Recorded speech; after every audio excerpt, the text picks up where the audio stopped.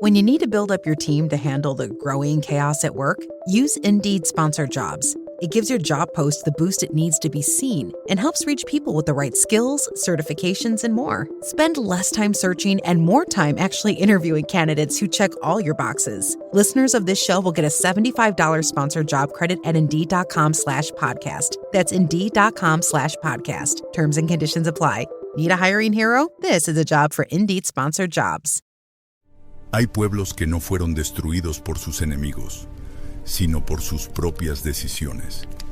En medio del desierto abrasador del Sinaí, una multitud camina durante 40 años sin llegar a su destino, no porque no exista un camino, sino porque han olvidado quiénes son. Avanzan cargando una promesa que les dice que fueron elegidos, que son diferentes, que hay un Dios único que los separa del resto del mundo. Pero hay algo que nunca entendieron. Ser elegido no significa no perderse. Y quizá esta historia no comienza realmente en el desierto, ni trata solo de un pueblo antiguo, sino que es un reflejo, un espejo que muestra lo que ocurre cuando el ser humano recibe propósito pero no sabe sostenerlo. Porque esta historia es también la de cualquiera que alguna vez creyó y luego dudó, que recibió una oportunidad y la desperdició, al que conoció lo correcto, pero eligió lo contrario. El problema nunca fue la ausencia de Dios, nunca fue si Él estaba allí o no. El verdadero problema siempre ha sido otro. ¿Qué hace el ser humano cuando nadie lo está observando? ¿Qué decisiones toma cuando es completamente libre? Porque la libertad no siempre libera.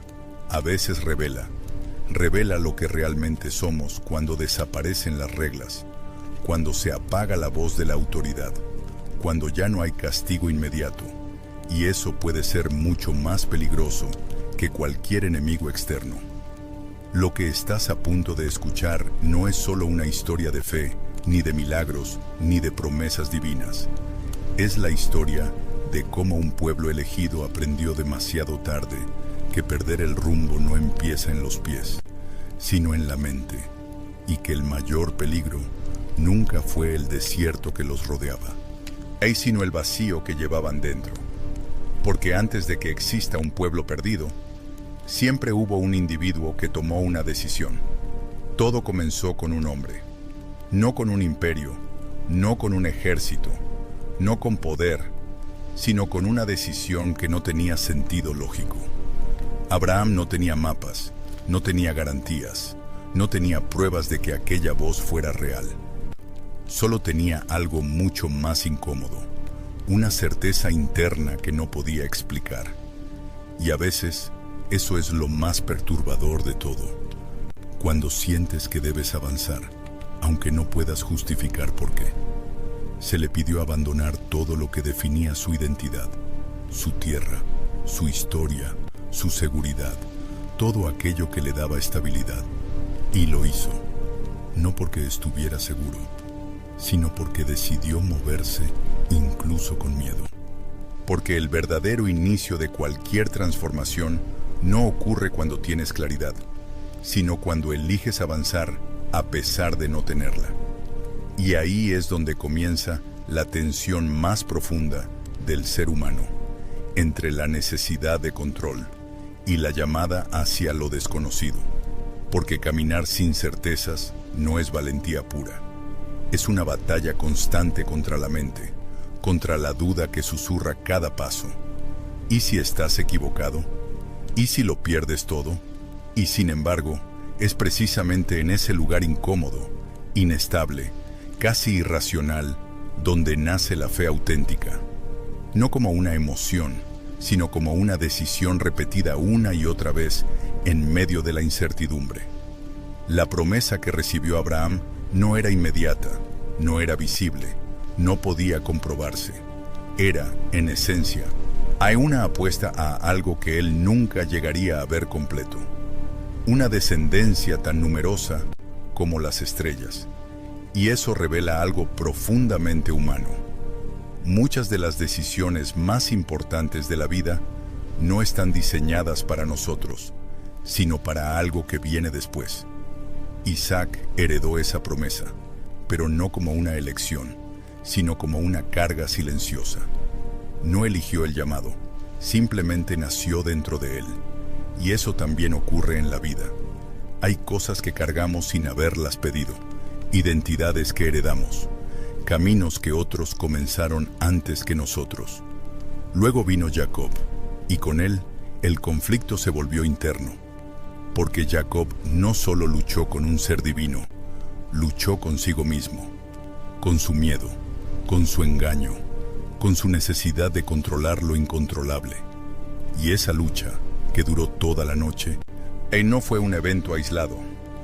Fue el reflejo de algo universal, porque todos, en algún momento, enfrentamos esa noche en la que ya no podemos huir de nosotros mismos, donde no hay distracciones, no hay excusas, solo confrontación.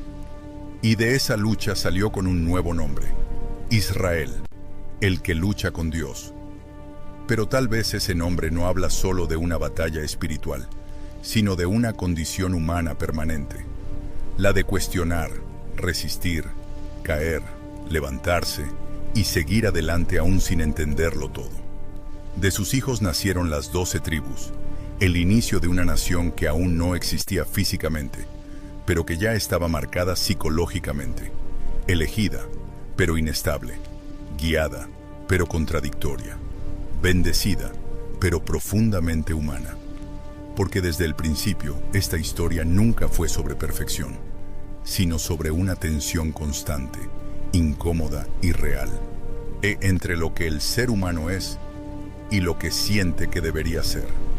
Y es precisamente en ese punto donde la fe deja de ser una idea y se convierte en una lucha. Pero toda promesa, tarde o temprano, entra en crisis. No desaparece de golpe, no se rompe en un instante. Se desgasta lentamente, casi sin que nadie lo note. Así fue como comenzaron a descender hacia Egipto.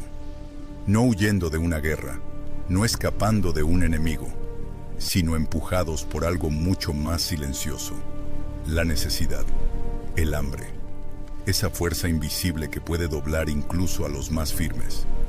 Egipto, en ese momento, no era una trampa, era una solución. Allí había alimento, estabilidad, orden. Allí estaba José, el hijo traicionado que había sobrevivido al abandono, al rechazo, a la injusticia, y que ahora ocupaba una posición de poder. Gracias a él, su familia encontró refugio. Pero hay algo que la historia repite una y otra vez: lo que salva hoy puede esclavizar mañana. Al principio fueron huéspedes, luego trabajadores, después dependientes y finalmente esclavos. No hubo un momento exacto en el que todo cambió. No hubo una línea clara entre libertad y opresión. Solo una transición lenta, casi imperceptible, donde cada generación olvidaba un poco más que la anterior. Porque el tiempo no solo borra recuerdos, también reescribe identidades. Los hijos nacidos en Egipto ya no conocían el camino de regreso, no habían visto la promesa, no habían escuchado la voz. Para ellos, Egipto no era una etapa, era la realidad. Y aquí ocurre algo profundamente humano. Cuando una situación se prolonga lo suficiente, deja de parecer injusta, se vuelve normal. El dolor se integra, la opresión se vuelve rutina. Y lo más peligroso no es que alguien te quite la libertad, sino que dejes de desearla. Porque hay cadenas que no están en las manos, sino en la mente. Y esas son las más difíciles de romper. Día tras día, construían ciudades que nunca serían suyas. Levantaban estructuras que representaban el poder de otros. Sus cuerpos se agotaban, sus espaldas se encorvaban, sus vidas se consumían en un sistema que los necesitaba, pero no los valoraba. Y aún así, seguían. No porque quisieran, sino porque ya no imaginaban otra opción. Porque cuando una persona olvida quién era, empieza a aceptar cualquier versión de sí misma, que el mundo le imponga. Y entonces surge la pregunta que siempre aparece en medio del sufrimiento: ¿dónde está Dios? Pero tal vez esa no es la pregunta más difícil. Tal vez la más incómoda es otra. ¿Qué le pasa al ser humano cuando el dolor se vuelve cotidiano? Cuando deja de resistir, no porque haya vencido el miedo, sino porque ya no cree que exista algo mejor.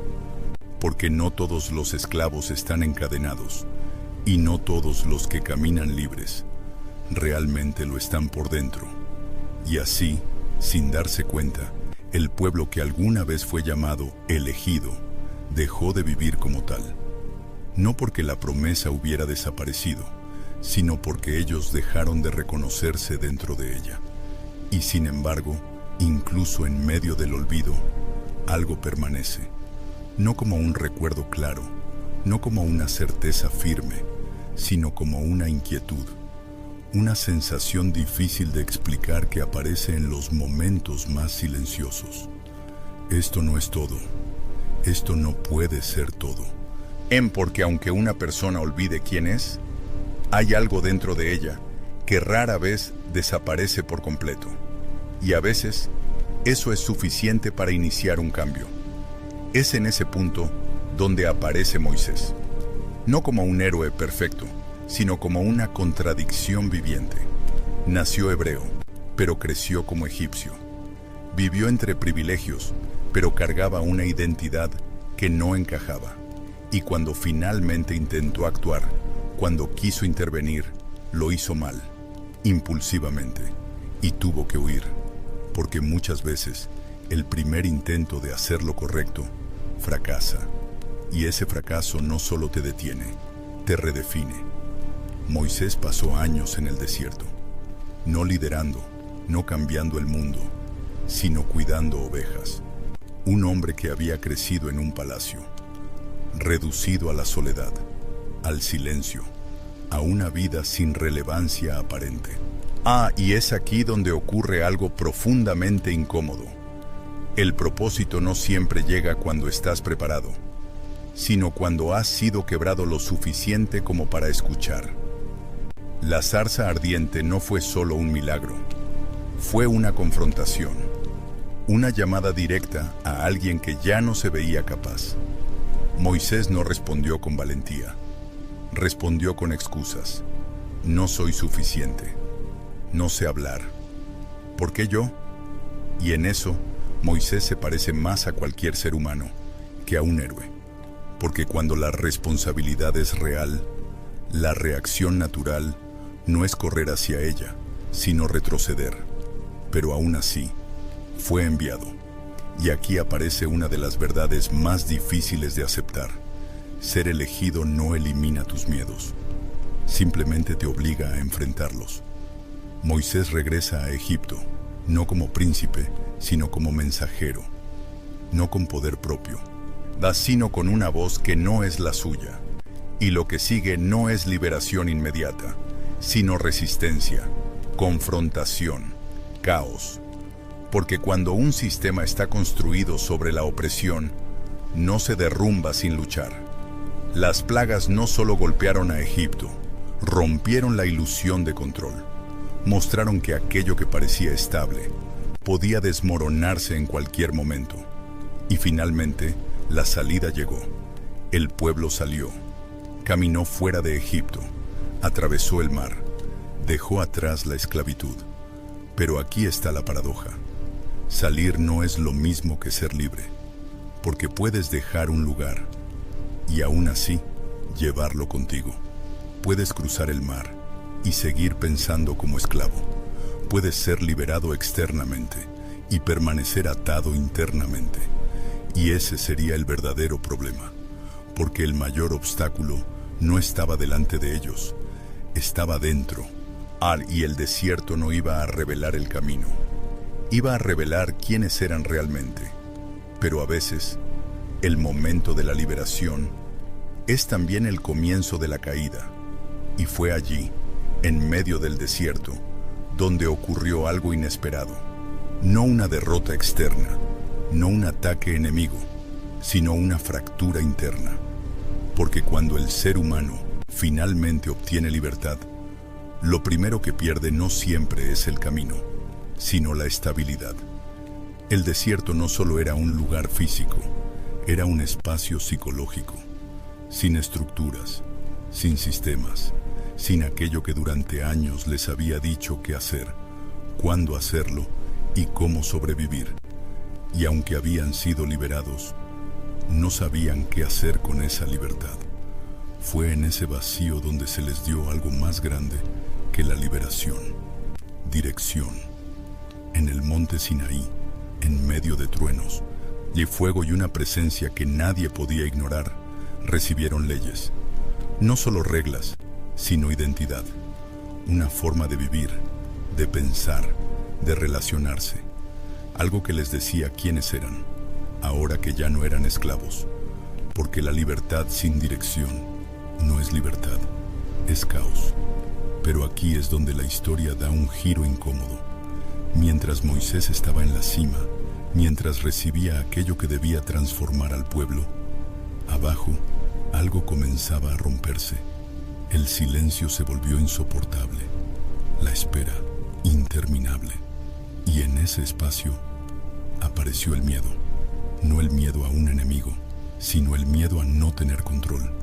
Porque el ser humano puede soportar el dolor, pero no siempre soporta la incertidumbre. Y entonces hicieron algo profundamente revelador. No rechazaron a Dios directamente, lo reemplazaron. Tomaron oro y fundieron un becerro y dijeron: este es el Dios que nos sacó de Egipto. No porque creyeran realmente en él, sino porque podían verlo, tocarlo, entenderlo.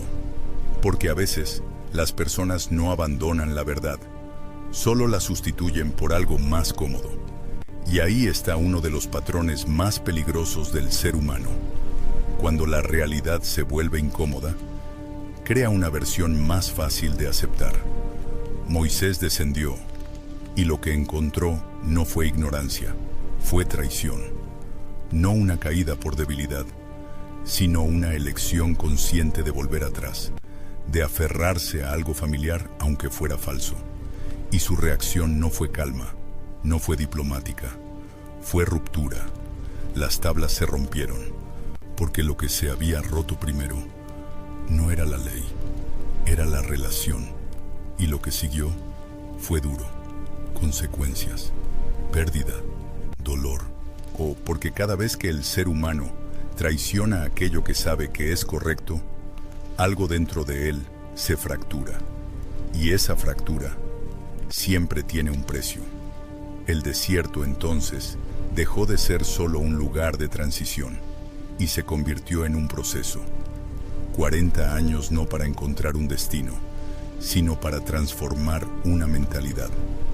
Porque el problema nunca fue salir de Egipto, fue dejar de ser Egipto por dentro. Y aquí aparece la lección más incómoda de todas. Puedes recibir dirección y aún así perderte. Puedes ver milagros y aún así dudar. Puedes saber lo correcto y aún así elegir lo contrario. Porque el mayor conflicto del ser humano nunca ha sido externo, sino interno. Y el desierto no estaba diseñado para destruirlos, sino para revelar quiénes realmente eran cuando nadie más decidía por ellos. Porque lo que no se transforma por dentro, inevitablemente se repite por fuera. Y después del desierto, no llegó la estabilidad. Llegó algo más complejo. Porque cuando el ser humano sobrevive a la crisis, no siempre aprende de ella. A veces simplemente continúa, llevando los mismos conflictos, pero en un escenario diferente. Entraron en la tierra prometida, sí. Cruzaron el río, conquistaron ciudades, vieron muros caer, experimentaron victorias que parecían imposibles. Pero aquí está el detalle que cambia todo. Entrar en un lugar no significa transformarse por dentro, porque puedes alcanzar la meta y seguir siendo la misma persona que eras antes. Y eso fue exactamente lo que ocurrió. No había rey, no había una autoridad central, No había una estructura que obligara a actuar de cierta manera. Solo había libertad y memoria. Y cuando esas dos cosas no están alineadas, el resultado es peligroso.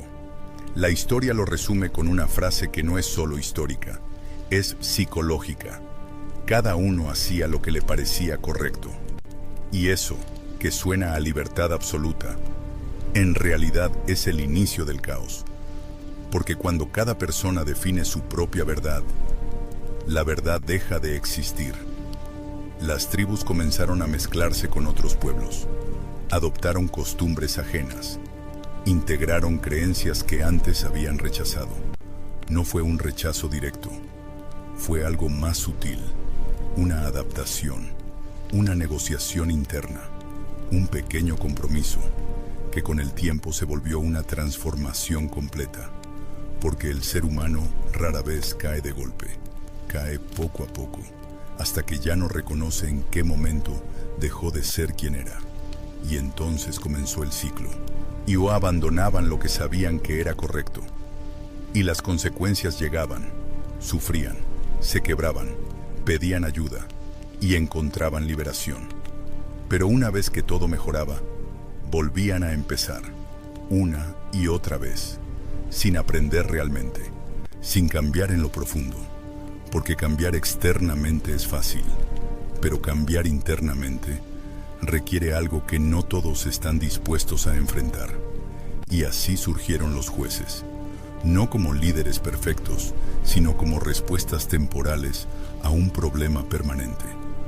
Personas que aparecían en momentos críticos, que restauraban el orden, que guiaban al pueblo, pero que nunca lograban cambiar la raíz del problema. Porque el problema no era la falta de liderazgo, era la falta de transformación interna. Y aquí aparece una de las lecciones más incómodas de toda la historia. Puedes tener oportunidades repetidas y aún así no cambiar. Puedes ver las consecuencias y aún así repetir los mismos errores. Puedes saber exactamente qué te está destruyendo y aún así no detenerte. Porque el mayor obstáculo del ser humano no es la ignorancia, es la resistencia a cambiar. Y mientras ese ciclo continuaba, una idea comenzó a crecer, no como una solución, sino como una ilusión.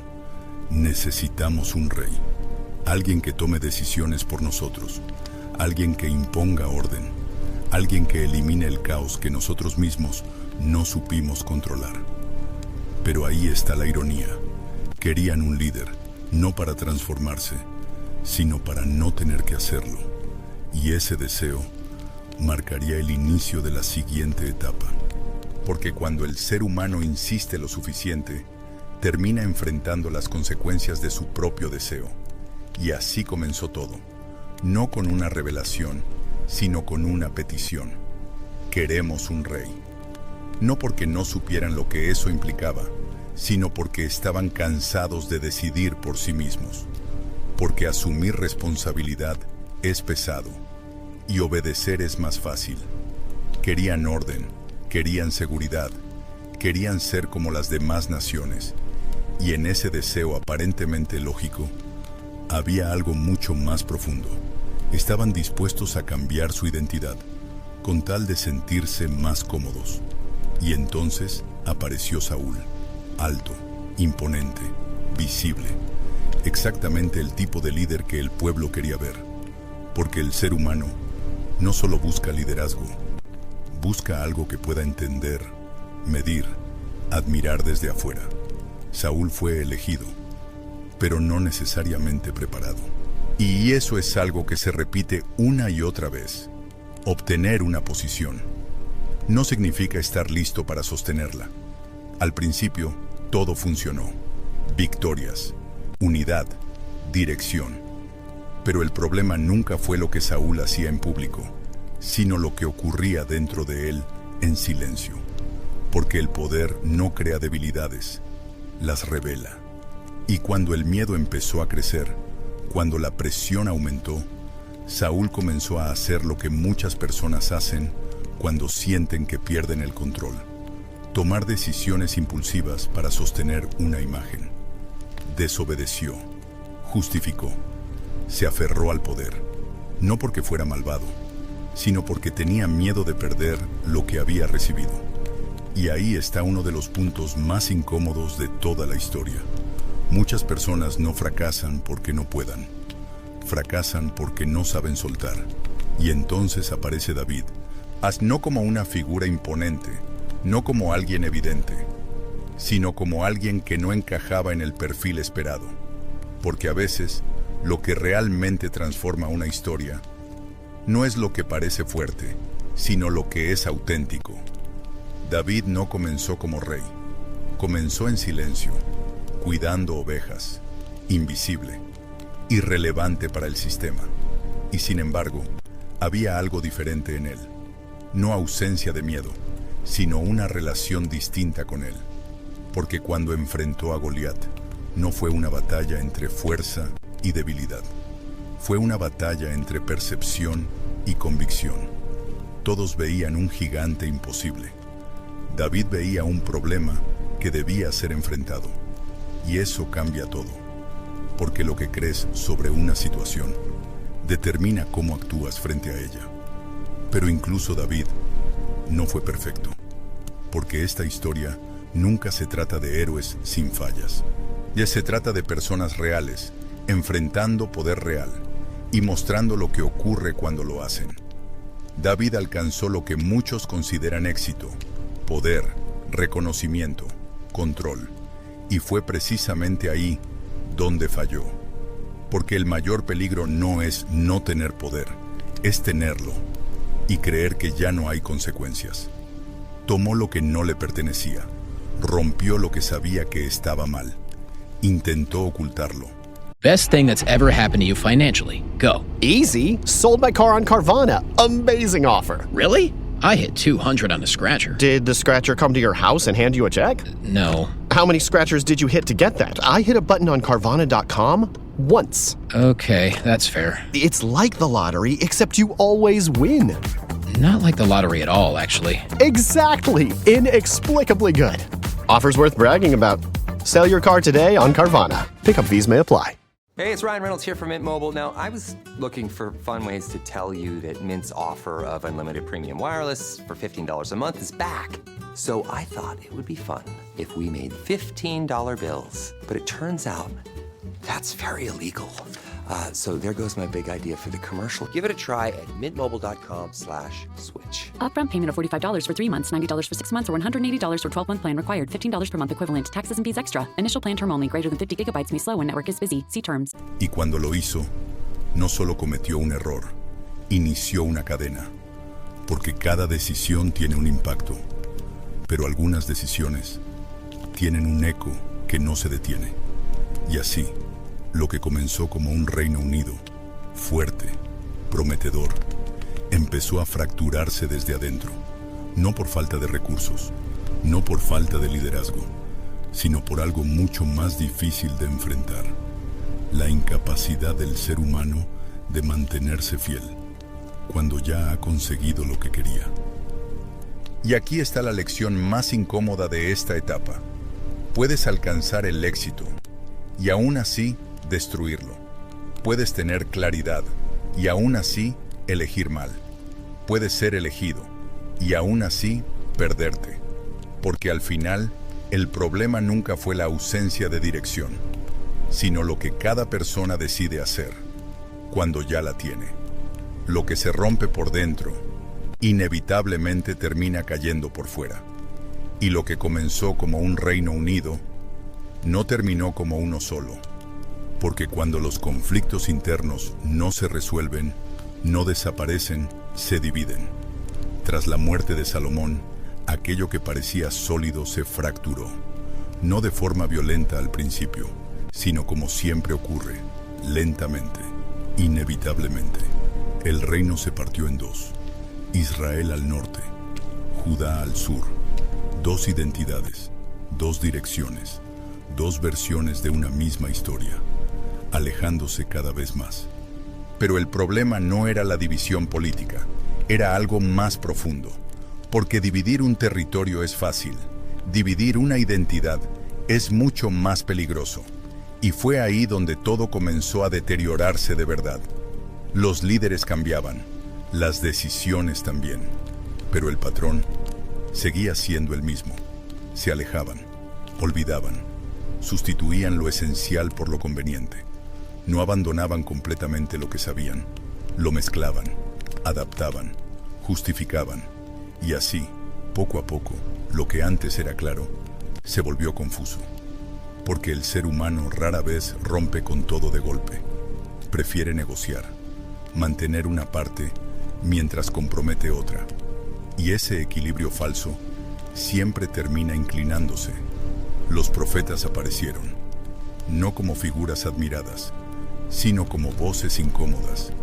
Personas que decían lo que nadie quería escuchar, que confrontaban y que advertían, que señalaban lo que estaba mal cuando todos preferían ignorarlo. Pero hay algo que se repite en todas las épocas. La verdad no siempre es rechazada por ser falsa, sino por ser incómoda. Y entonces ocurrió lo inevitable. Porque toda acción sostenida en el tiempo genera consecuencias. Israel cayó primero. El reino del norte desapareció, no en un instante, no como una sorpresa, sino como el resultado de años de decisiones acumuladas, de pequeñas concesiones que, juntas, construyeron una caída irreversible. Y Judá no aprendió, continuó, repitió, ignoró las señales, porque ver caer a otros no siempre significa entender por qué cayeron. Y aquí está una de las lecciones más duras de toda la historia. Puedes ver el error y aún así repetirlo. Puedes tener advertencias claras y aún así ignorarlas. O puedes saber exactamente hacia dónde te diriges y aún así no cambiar de rumbo. Porque el problema nunca ha sido la falta de información, sino la resistencia a confrontar la verdad. Y así, lo que una vez fue una promesa, se convirtió en ruinas. No porque no hubiera sido real, sino porque no supieron sostenerla. Y al final, la caída no vino de fuera, vino de dentro, porque lo que acabas de ver no es solo historia.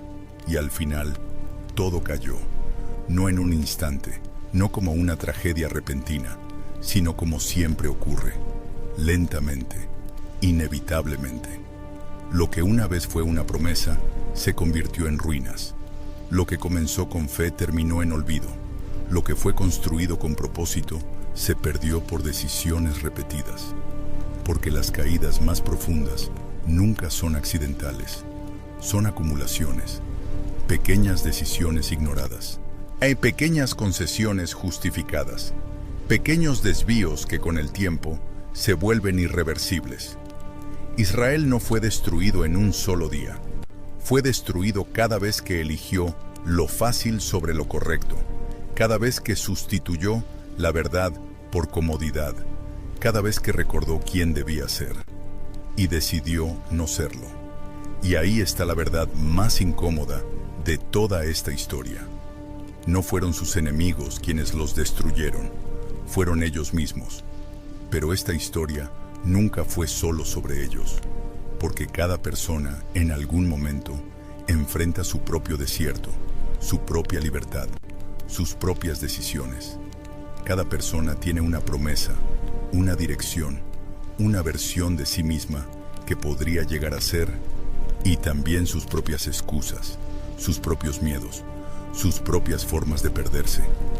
Porque perderse nunca empieza afuera, empieza en lo invisible, en lo que decides ignorar, en lo que decides posponer, en lo que sabes, pero eliges no hacer. Y entonces, la pregunta deja de ser histórica, deja de ser sobre Israel, deja de ser sobre el pasado, se vuelve personal. Porque al final, la historia siempre se repite, no en naciones, sino en personas. Puedes tener claridad y aún así desviarte. Puedes saber el camino y aún así no seguirlo. Puedes ser elegido y aún así perderte. Porque ser elegido nunca fue garantía de nada, solo fue una oportunidad. Y la verdadera pregunta no es qué les pasó a ellos, es esta. ¿Qué estás haciendo tú con lo que sabes que deberías hacer? Porque hay vidas que no son destruidas por el mundo, sino por las decisiones que nadie más ve. Porque al final, hay personas que no se pierden por falta de camino, sino porque en algún momento dejaron de reconocerse a sí mismas.